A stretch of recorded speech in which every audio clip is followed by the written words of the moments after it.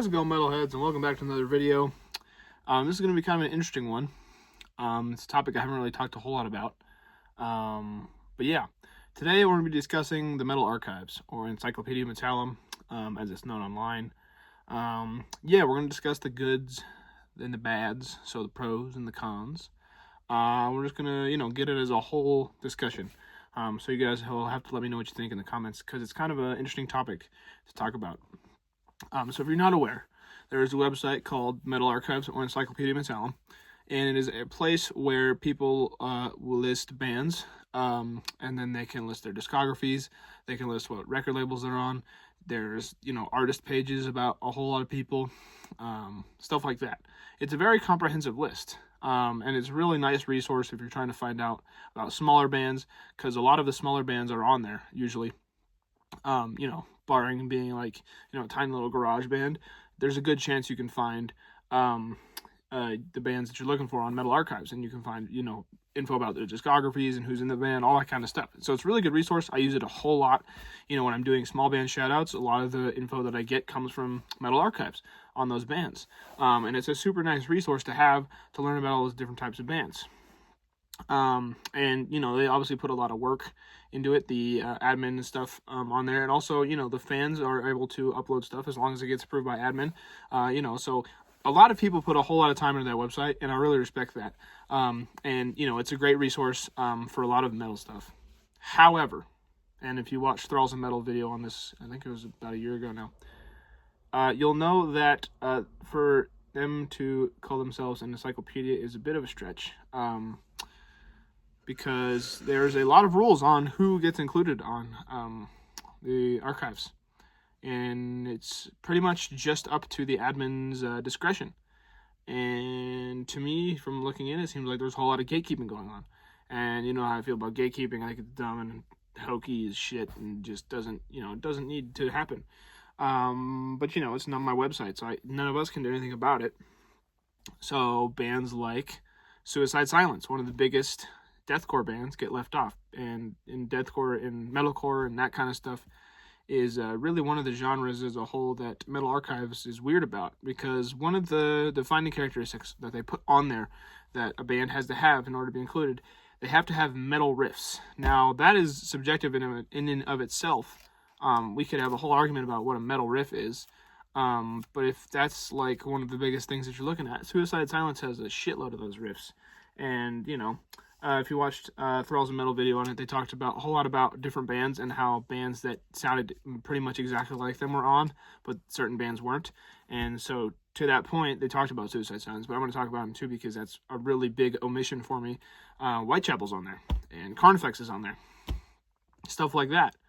Big deathcore bands just like Suicide Silence, but why is Suicide Silence not on there? It doesn't make a whole lot of sense, especially if you're going to put other bands on there.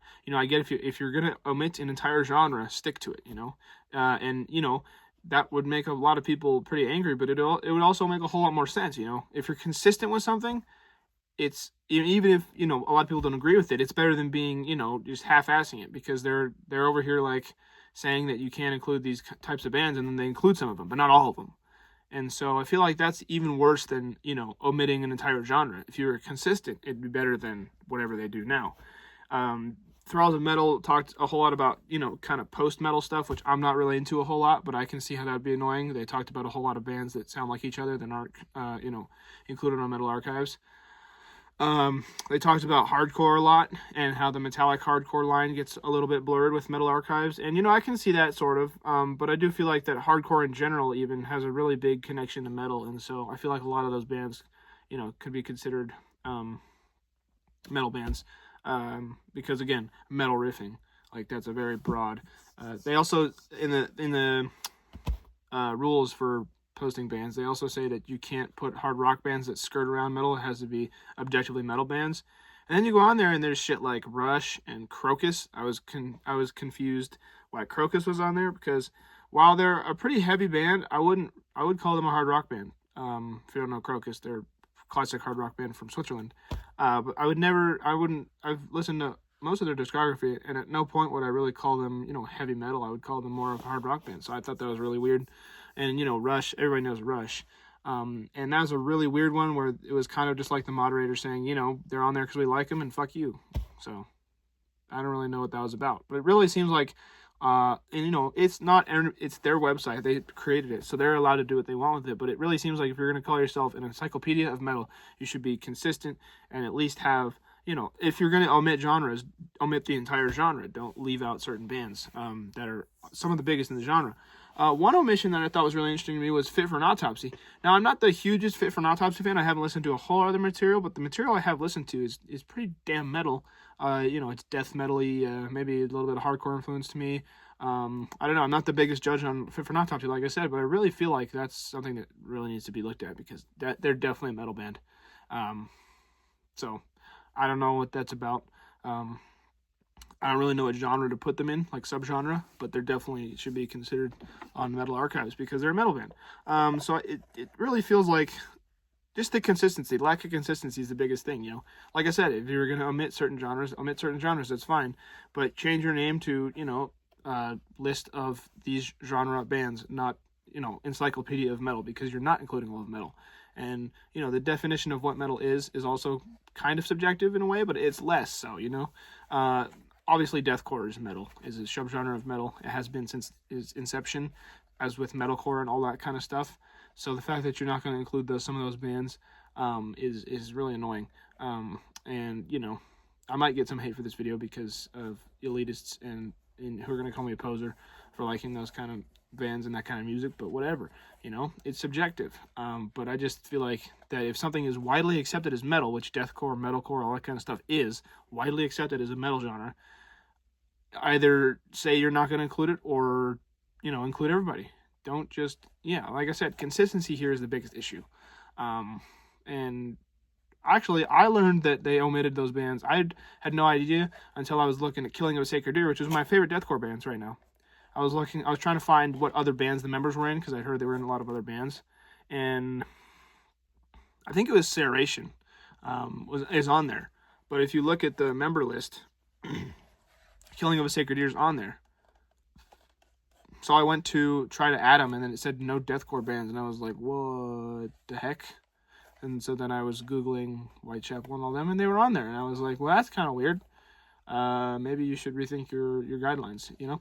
And, you know, if they come out and make better guidelines that, you know, fit what they've done so far and not just say, no, none of this, none of that, and then they're still doing it. Like I said, consistency here is the biggest issue. I've said that about 3 times now because it's the main point I want to make.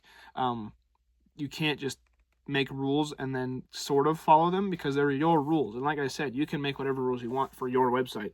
But if you're going to have other people that, you know, are going to follow it and, you know, add to it and stuff, they want it to be consistent as well. So I just feel like, you know, the whole elitist thing about how it's not metal is kind of tired at this point. And a lot of people are really sick of it. So anyway, that all being said, I have, at the beginning of the video, I talked about it. I have no reason to believe that any people are bad people, or they just need to revisit, you know, what kind of contradictory statements they're making. But like I said, they put a whole lot of work in that website, and it's a great resource nonetheless. If you're just looking for, you know, genres that aren't some of those I listed, if you're looking for thrash metal, death metal, power metal, all that kind of stuff, it's all on there. It's a great resource. All those bands are on there, and there's a lot of info about split up bands from a while ago that you maybe didn't find. So if you want to go on there, they also have album lists of stuff that's coming out. It's a great resource.